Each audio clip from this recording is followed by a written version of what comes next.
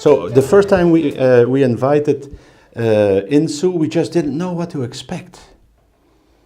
And there comes this little Asian woman, very friendly. In the beginning, when I got her from the airport, almost shy. And then she opens this workshop, and then atomic power. Insoo was a person that could give the best workshops I've ever seen. I mean, I've been into a few workshops in my life.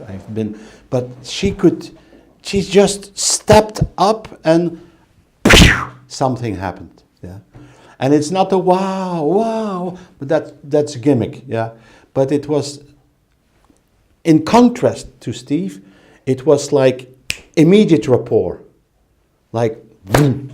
Yeah, so that she was a very curious, played curiosity towards clients, so that clients, when you did a role play with her, yeah, which we sometimes had to do because by lack of real patience in trainings, you had this feeling like immediately she looked you in the eye and yeah, you knew she's totally interested in me.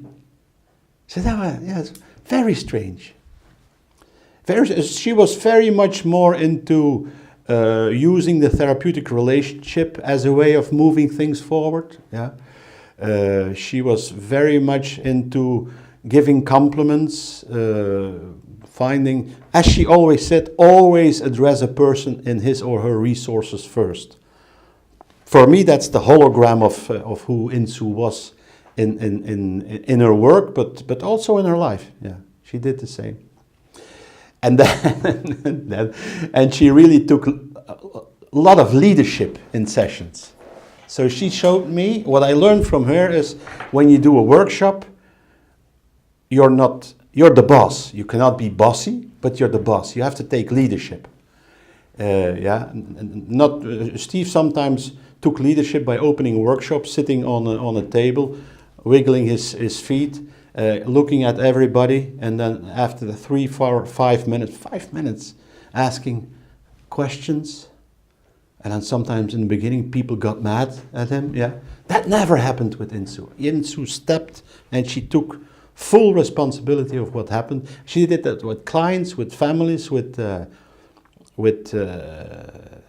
workshops. That was I really learned a lot of that.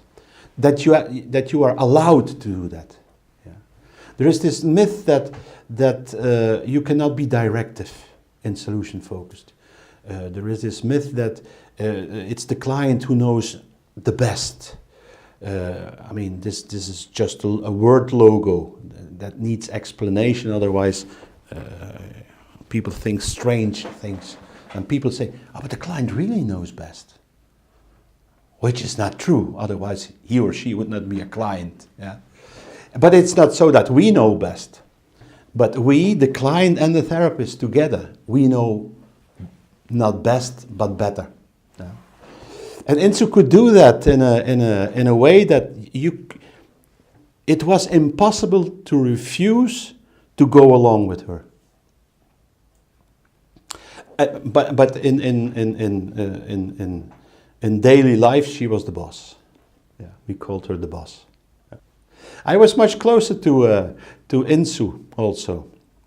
I did a lot of workshops together with Insoo. She allowed me to do that because I was the first. I was then already very interested in coaching and working with companies. I had a practice as a family business consultant, coach, what have you.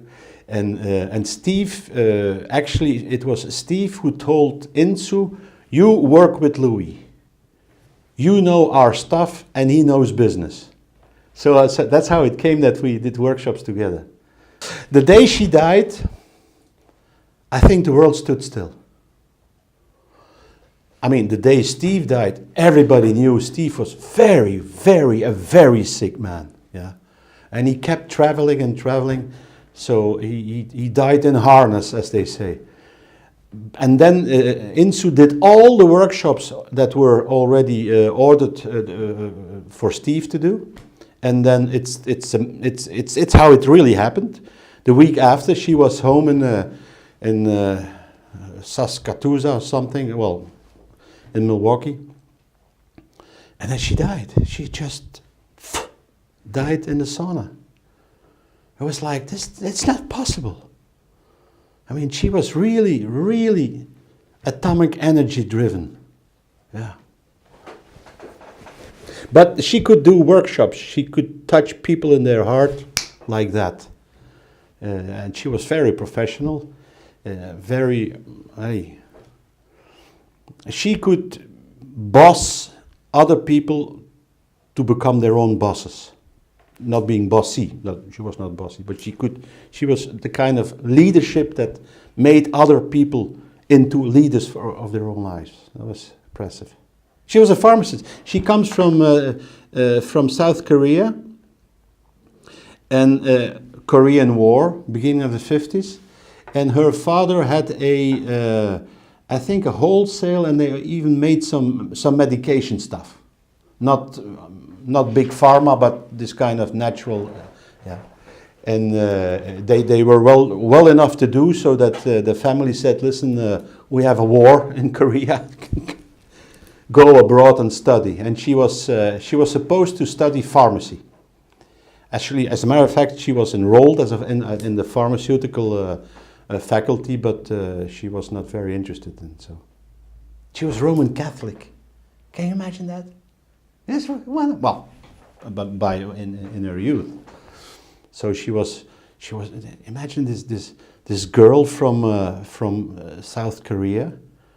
I don't know what she was, 18, 19 years old, all the way to United States of America, her country in a war, and then refusing to do like Daddy did.